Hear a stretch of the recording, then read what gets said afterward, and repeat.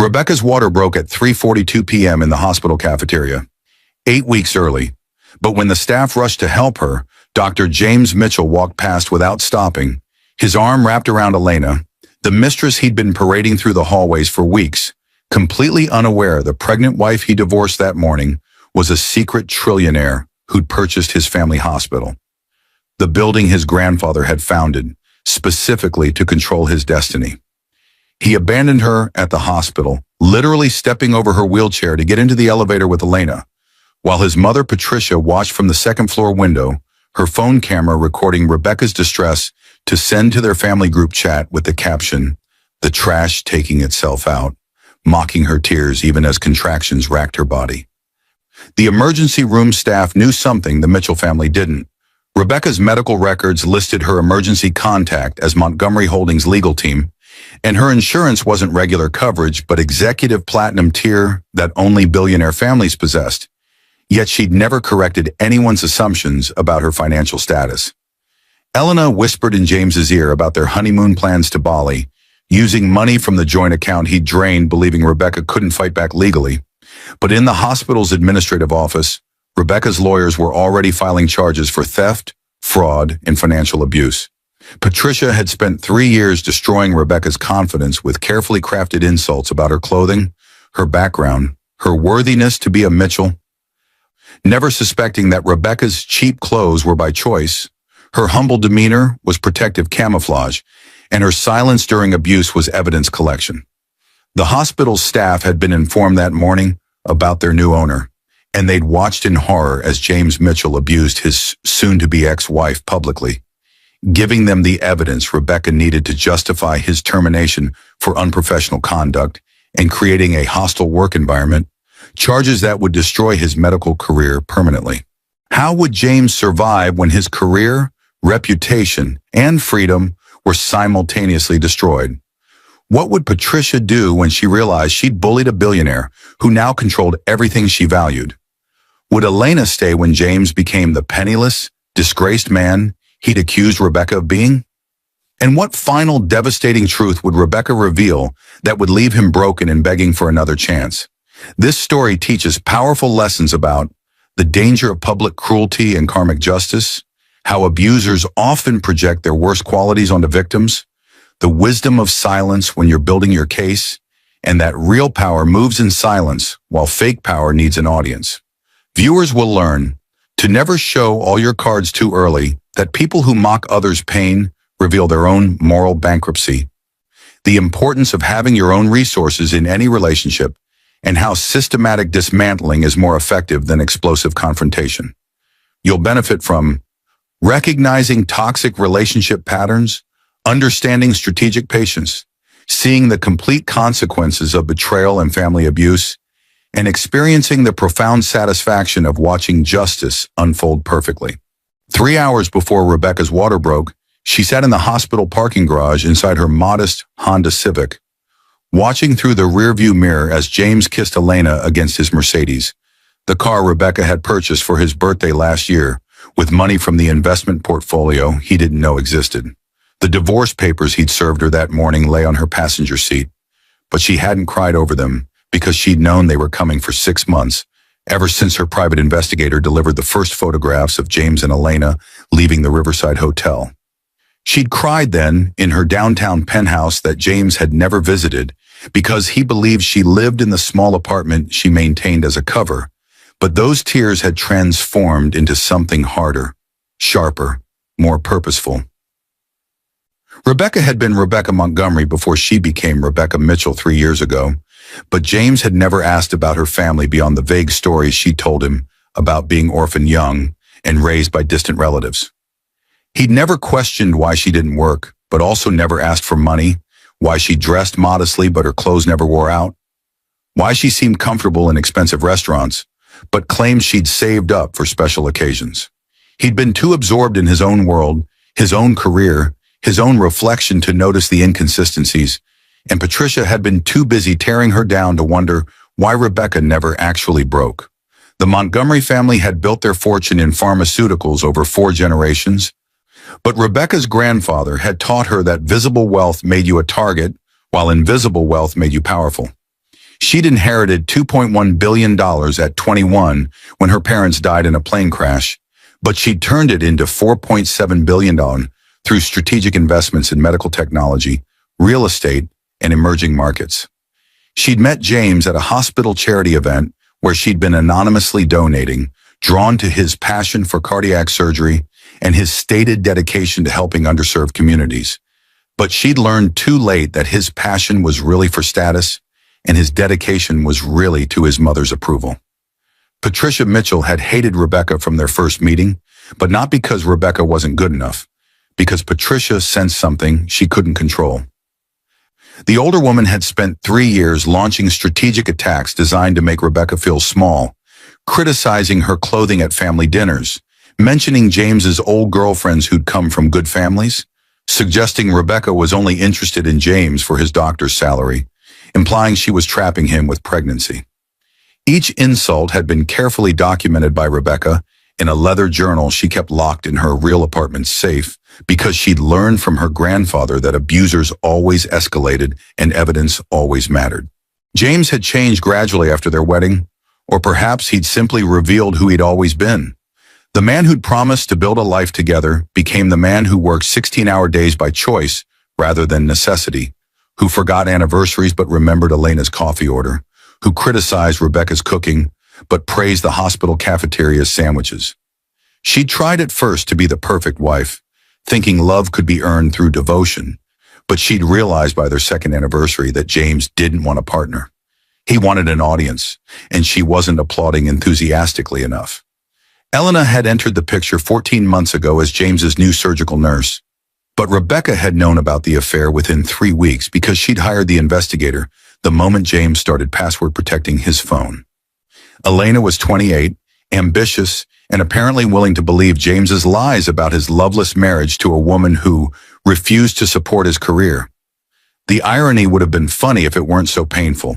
Rebecca had literally purchased St. Anthony's Memorial Hospital 2 months ago, specifically because it was struggling financially, and James worked there, giving her complete control over his professional future while he plotted his personal betrayal. Now, watching him kiss Elena in the parking garage, Rebecca felt her daughter kick hard against her ribs, as if even the baby sensed the moment's significance. She placed her hand on her belly, whispering, "I know, sweetheart. We're going to be fine. Better than fine." The manila envelope on her dashboard contained the ownership transfer documents, the termination notices, the fraud evidence, and something else. Something she'd discovered just last week that would destroy James more completely than losing his job or his reputation. She'd show him that envelope soon, but first she needed to attend her scheduled ultrasound appointment, the one James had forgotten about despite her reminder text that morning. Rebecca stepped out of her Honda, smoothed her clearance rack maternity dress that had actually cost $40 but looked it, and walked toward the hospital entrance. She didn't look back at James and Elena because they no longer mattered to her present, only to the reckoning she'd carefully constructed for their future. The cafeteria had seemed like a safe place to wait before her appointment, but Rebecca's body had other plans. The first contraction hit her like a truck at 3:38 p.m. while she was paying for a bottle of water she didn't really want. And by 3:42 p.m., she felt the unmistakable warm rush that meant her water had broken. 8 weeks too early, in the middle of a crowded hospital cafeteria where at least 40 people could witness what happened next. "Someone call labor and delivery," shouted Maria, the cafeteria cashier who'd always been kind to Rebecca during her lunch visits. 2 nurses from the orthopedic wing rushed over, and within 90 seconds, Rebecca was in a wheelchair, being pushed toward the elevators while her contractions intensified with frightening speed. The pain was crushing, but what crushed her more was the sight of James stepping out of the staff elevator at precisely that moment. Elena's lipstick smeared on his collar, his hand possessively gripping her waist. Rebecca's eyes met his across the 15 feet of polished hospital floor, and for one moment, one single suspended moment, she saw recognition flicker across his face. He saw her in the wheelchair, saw her obvious distress, saw the nurse's urgent expressions. But then Elena whispered something in his ear and laughed, and James's face hardened into the expression Rebecca had come to know well over the past year. The look that said she was an inconvenience, an embarrassment, something to be stepped over rather than stepped toward. And that's exactly what he did. James Mitchell, board-certified cardiologist, man who'd taken an oath to do no harm, literally adjusted his path to step around Rebecca's wheelchair, his foot actually lifting over the wheel as he guided Elena toward the exit. He didn't speak, didn't acknowledge her, didn't even pause, but his mother, Patricia, appeared at the second-floor balcony overlooking the cafeteria at that exact moment, and Rebecca heard her delighted laughter echo through the atrium. Patricia had her phone out, recording, and Rebecca could see her mouth moving as she narrated for whatever audience she was performing for.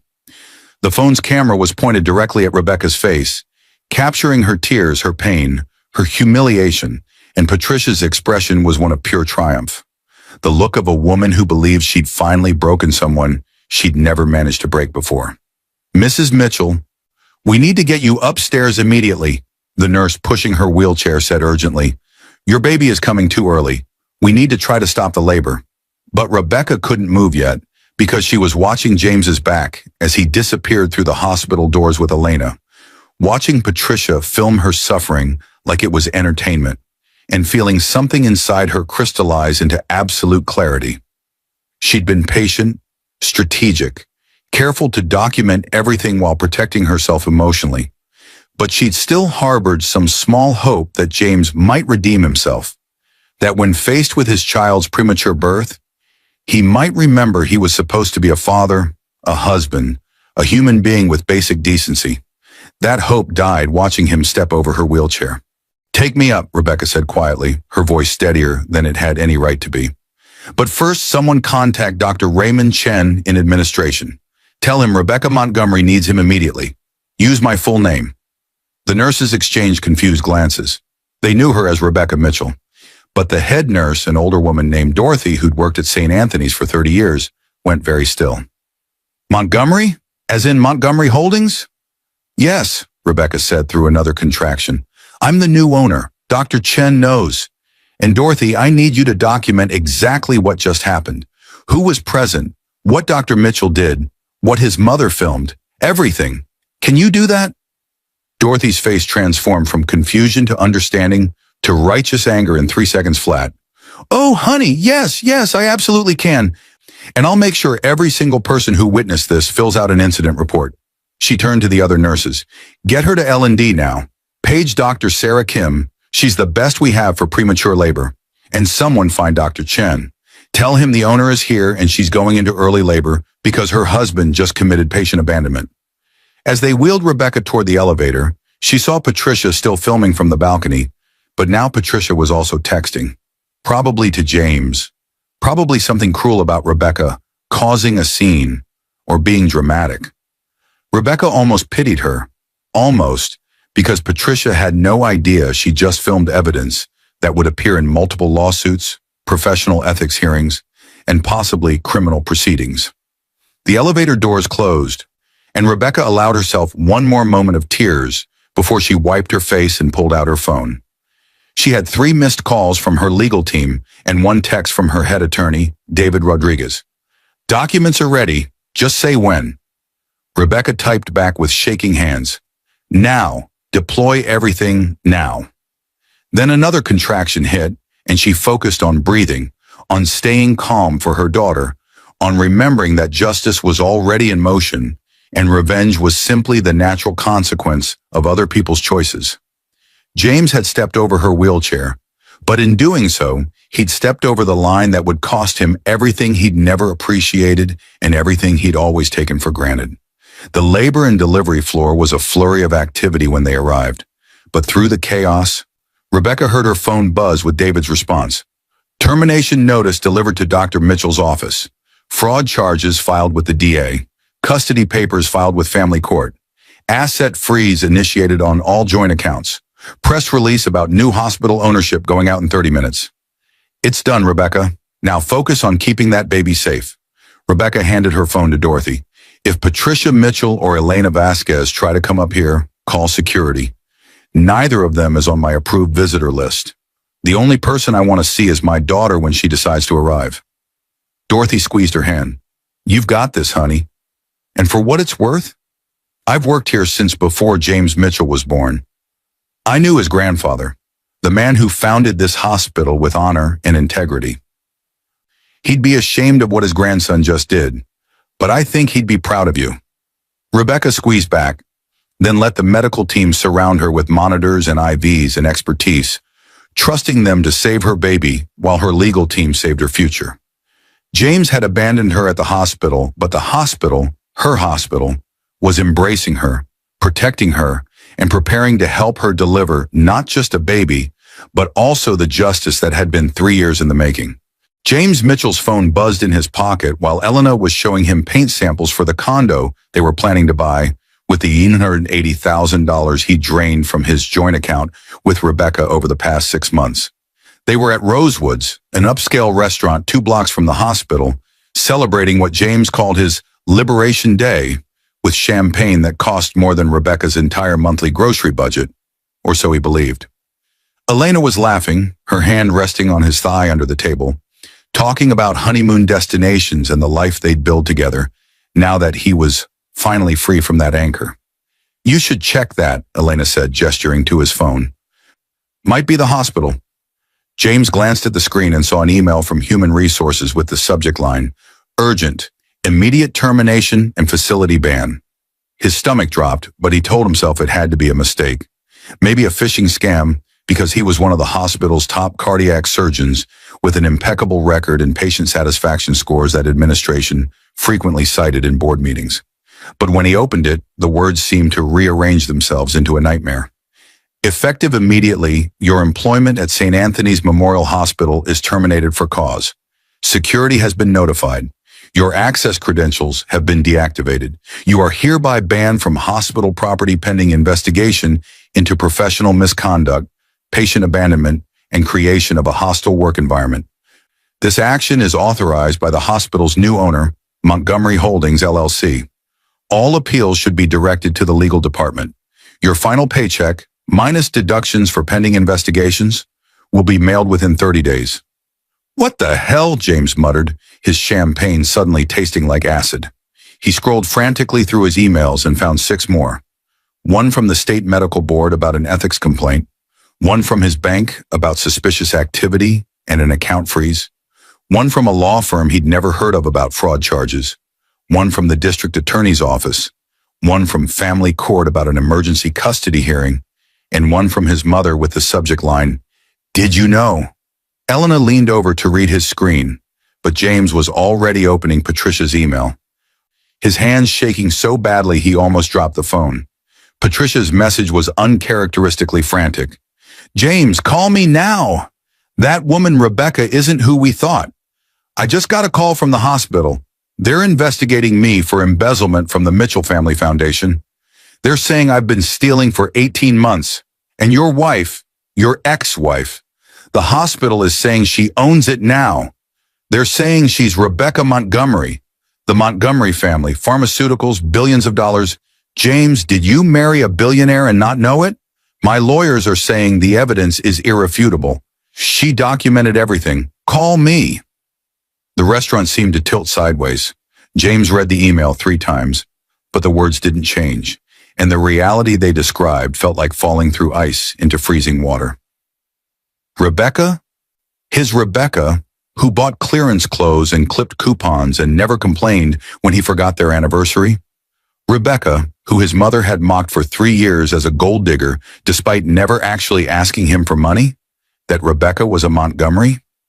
"James, what's wrong?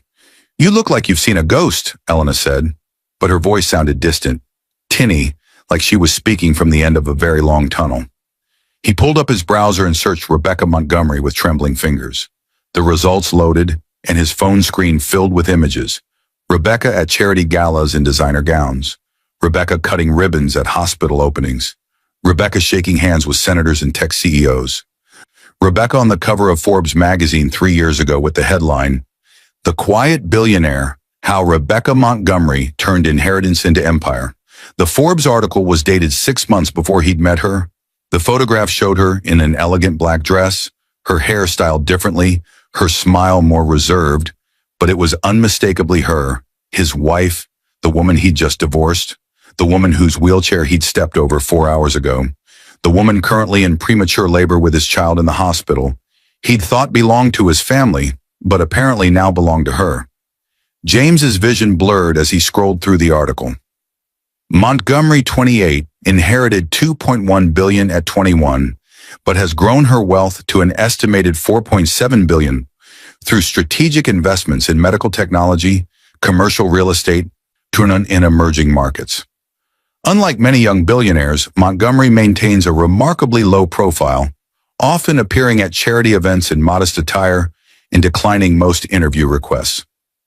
Real power doesn't need to announce itself, Montgomery told Forbes in a rare interview. I learned from my grandfather that visible wealth makes you a target, while invisible wealth makes you effective. Oh my God, James whispered, and the words felt like they were being ripped from his chest. Oh my God, what have I done? Elena grabbed his phone to read the article, her face going pale as she scrolled. Wait, this can't be right. She drove a Honda Civic. She wore Target clothes. She never... Elena stopped mid-sentence, her eyes widening. James, if she's worth billions, then the money you took from the joint account was probably nothing to her, James finished numbly. She let me take it. She was watching me steal from her and documenting it. His phone buzzed again. Another email, this time from his attorney, whom he'd paid $15,000 to handle the divorce, money he'd taken from that joint account. The subject line read, "Emergency meeting required. Criminal charges filed." James opened it with hands that had performed hundreds of delicate heart surgeries, but now couldn't hold a phone steady. James, we need to meet immediately. The DA has filed charges for theft, fraud, and financial abuse. Your ex-wife's legal team has provided documentation of $180,000 in unauthorized withdrawals from a joint account that was funded entirely by her assets. They also have evidence you lied on financial disclosure forms in the divorce proceedings, claiming the account was marital property built from your income.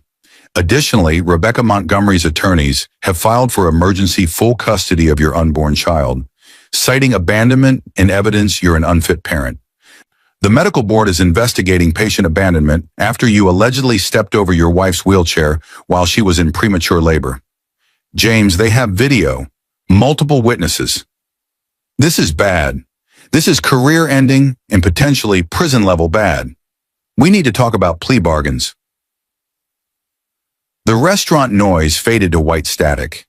James remembered stepping over the wheelchair, remembered seeing Rebecca's face, remembered choosing Elena over his wife's medical emergency. But at the time it had felt justified.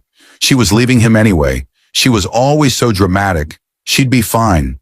The hospital staff would handle it. He'd never considered that 40 people would witness it, that his own mother would film it, that it would become evidence in legal proceedings that could cost him everything.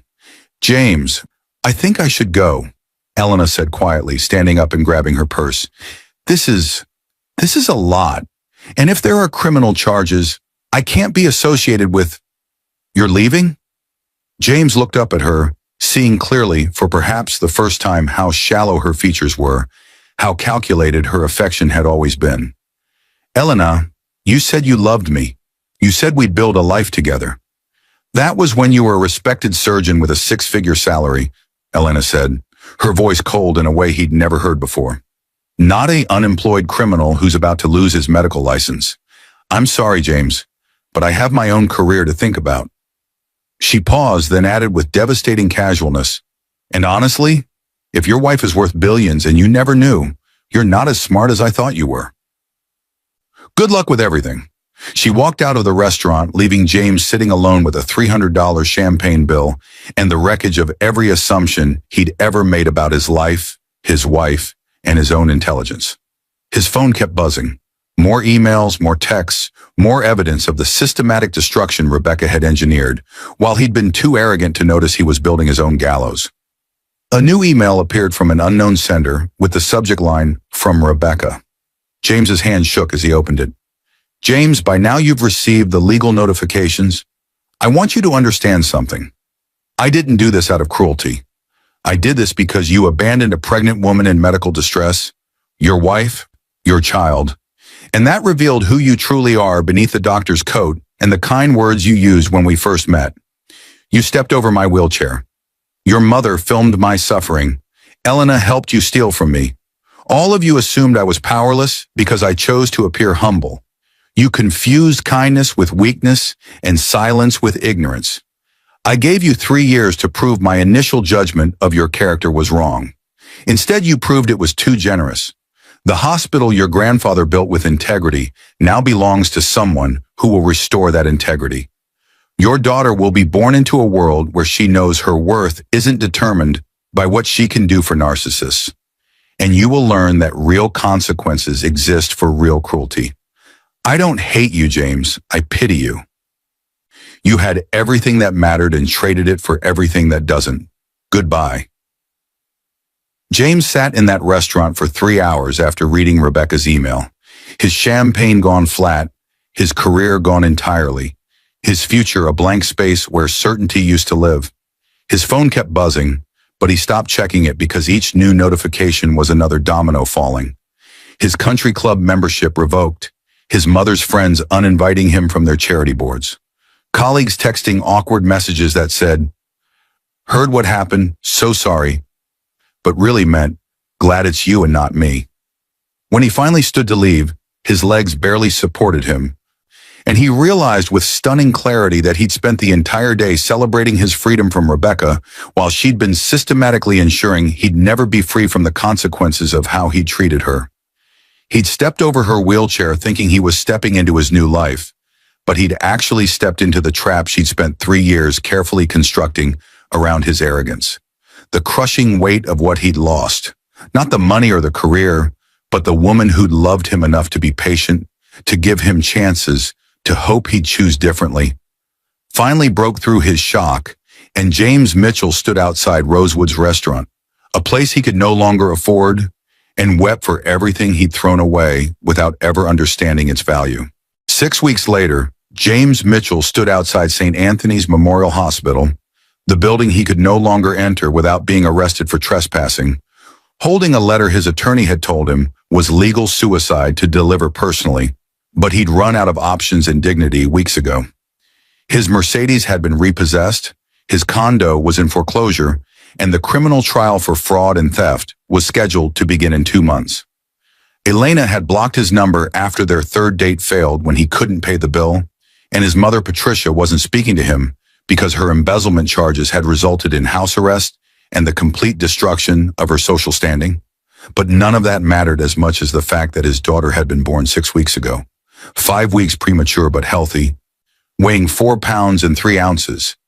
And he hadn't been allowed to meet her because Rebecca's emergency custody filing had been granted within 48 hours of his abandonment.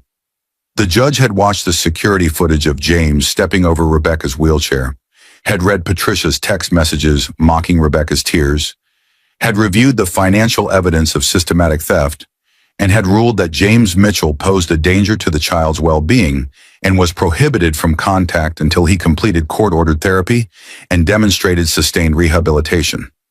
James had spent 6 weeks in a studio apartment his brother grudgingly rented to him, working as a medical consultant for $25 an hour, the only job he could get after the medical board suspended his license pending the criminal trial's outcome, and trying to understand how he'd mistaken a billionaire's humility for poverty, strategic patience for weakness, and documented evidence collection for naive acceptance of abuse. The Forbes article about Rebecca had led him down a rabbit hole of discovering who she really was. A woman who'd revolutionized pharmaceutical supply chains in developing countries, who'd anonymously funded children's hospitals across 12 states, who turned down interviews with major networks because she believed real change happens in quiet rooms, not on television. She'd been extraordinary, and he'd treated her like she was lucky to have him. The letter in his hand wasn't a legal document. His attorney had already filed all the appropriate appeals and motions, all of which had been systematically denied, but a personal one, written and rewritten 37 times over 6 weeks until James had finally managed to articulate something that wasn't excuses or justifications, but actual accountability. He didn't expect Rebecca to read it, didn't expect forgiveness, didn't even expect acknowledgement, but he needed to try because the alternative was living the rest of his life, knowing he'd been too cowardly to face what he'd done. The hospital's main entrance gleamed in the October sunlight, and James could see through the glass doors to the lobby where a new portrait hung. Rebecca Montgomery Mitchell, the plaque read, owner and philanthropist dedicated to patient care, community service, and the legacy of compassionate medicine. She'd kept his last name, which somehow made everything worse. A reminder that she'd actually meant her wedding vows even when he'd abandoned his. "Can I help you?" A security guard James didn't recognize approached him, hand resting casually on his radio, in a way that communicated he knew exactly who James was and what he wasn't allowed to do. "I need to deliver this letter to Rebecca Montgomery," James said, holding up the envelope with hands that had finally stopped shaking from alcohol withdrawal 3 weeks ago. "I know I can't go inside.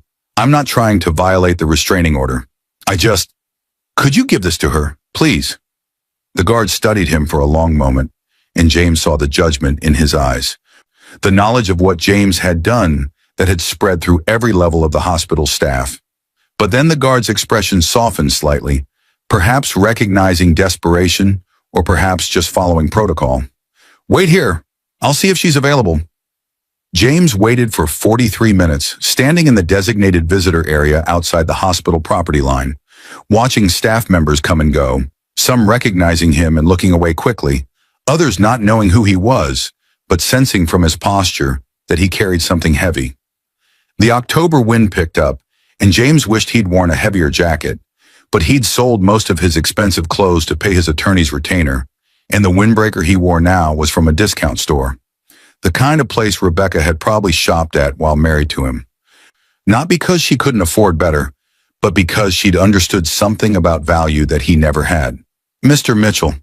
The voice came from behind him, and James turned to find not the security guard, but Dorothy, the head nurse who'd been pushing Rebecca's wheelchair the day everything fell apart.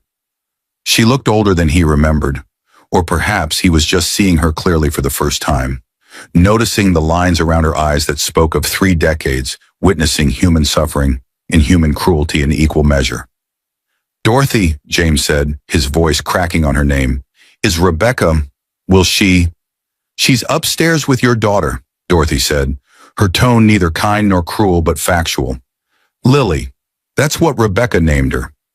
Lily Ann Mitchell, 6 pounds now, gaining weight beautifully, off oxygen for 3 weeks. She has your eyes, which Rebecca says is both a blessing and a curse." Dorothy paused, letting that land. "Rebecca read your letter. All 37 versions of it, actually. Did you know she had access to your deleted drafts? Her IT team pulled them from your email server after they took over the hospital systems."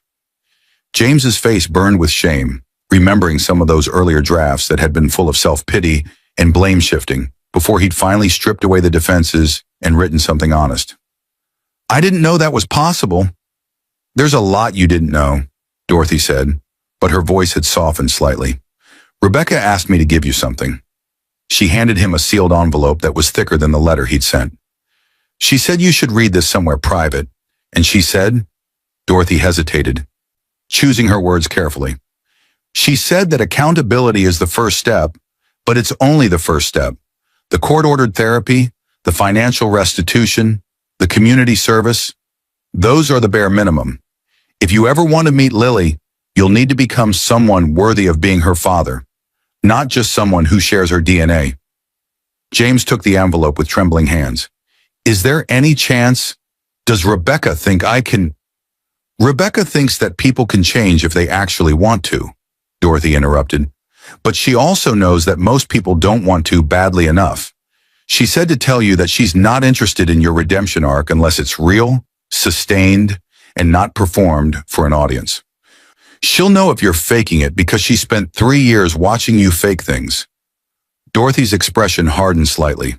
That woman showed up in premature labor, got abandoned by her husband in front of 40 witnesses, and still managed to deliver a healthy baby while simultaneously destroying the people who'd abused her.